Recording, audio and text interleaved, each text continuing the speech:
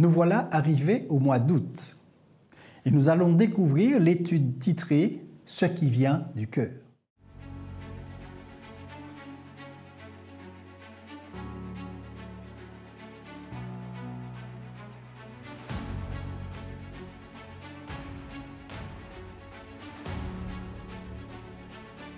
Il n'est hors de l'homme rien qui, entrant en lui, puisse le souiller.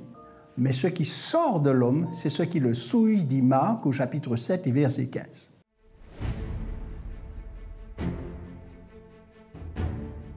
Ce verset à retenir s'avère être la conclusion d'une discussion entre Jésus, les pharisiens et les scribes. Et ceci suite à des réprimandes adressées à Jésus concernant l'attitude de ses disciples par rapport à des traditions, des règles instaurées par les pharisiens en ce qui concerne le lavement des mains avant de prendre de la nourriture. Marc lui-même précise, au chapitre 7, verset 3, des détails narratifs à cet effet. Or, dit-il, les pharisiens et tous les juifs ne mangent pas sans s'être lavés soigneusement les mains conformément à la tradition des anciens.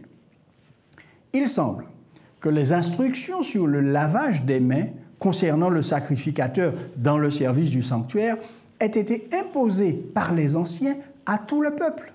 Ainsi, le peuple était tenu de se conformer à cette tradition. L'auteur A.C.S. Mann mentionne ceci. Il dit « Ce dont il est question ici n'est pas la loi de Moïse, mais la tradition orale ou écrite reçue de l'Antiquité et honorée à cause de son antiquité. » Jésus, en répondant à ses contradicteurs sur ce sujet, va faire référence à une déclaration du prophète Ésaïe. Parole, dans ces versets poétiques, dit-il, « Cessez d'apporter de vaines offrandes. J'ai en horreur l'encens, les nouvelles lunes, les sabbats et les assemblées. Je ne puis voir le crime s'associer aux solennités d'Ésaïe au chapitre 1, verset 13. » Ces versets disent-ils que l'Éternel est contre le système sacrificiel tel que stipulé par Moïse à la communauté israélite? Bien sûr que non. L'Éternel s'oppose plutôt à une religion superficielle, pleine d'apparence et dépourvue de la vraie crainte du Seigneur. Le contexte religieux d'Ésaïe 29, verset 13, auquel Marc fait allusion au chapitre 7, est étrangement similaire. Quel problème les adorateurs israélites avaient-ils, comme l'indique ce verset? Leur problème n'était pas leur parole liturgique en tant que telle. Au contraire, leur parole avait été reléguée à une simple répétition formelle. La raison de leur état, c'était leur cœur. Leur esprit conscient était loin d'une véritable dévotion au Seigneur. Par conséquent, leur parole n'avait aucun sens. Le peuple d'Israël, le peuple de Dieu, vivait une dichotomie religieuse. Il gardait une formalité rituelle et liturgique, mais ils ne vivaient pas selon les principes scripturaires qui leur avaient été enseignés et qu'ils répétaient si souvent parmi eux. Jésus condamne l'imposition sacerdotale au peuple. Et pour cette raison, il appelle les pharisiens et les scribes des hypocrites dans Marc 7 au verset 6. Cependant, Marc, dans son récit, va au-delà d'un simple rejet d'une tradition humaine. Jésus réprimandait les docteurs d'Israël en les accusant d'avoir jeté une ombre sur l'évangile de Dieu. Et il les accusait avec ces mots.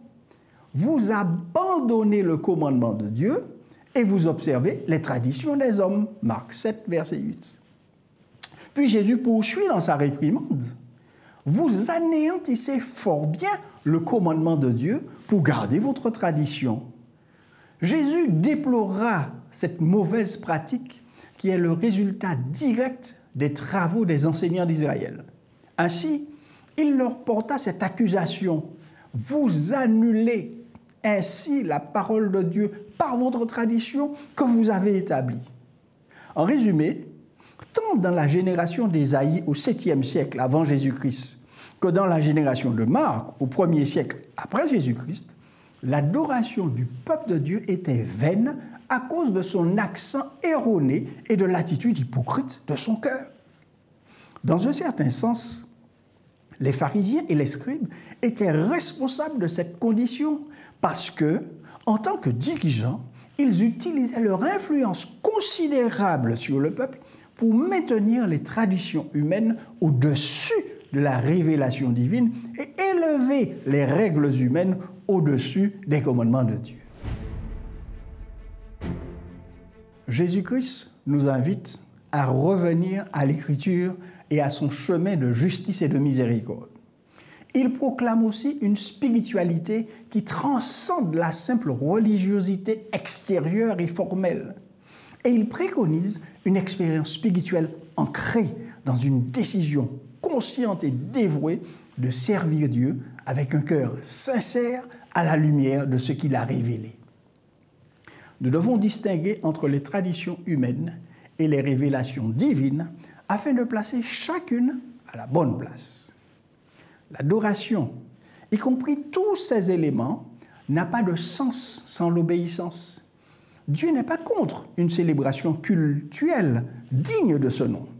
Son indignation n'est autre qu'une conséquence du lourd formalisme qui peut caractériser le culte.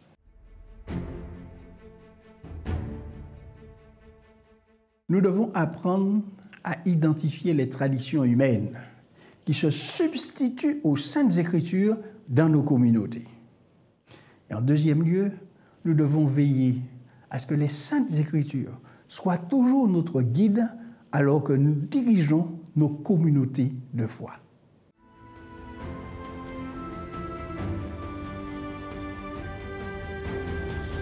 Ce qui sort de l'homme, c'est ce qui souille l'homme.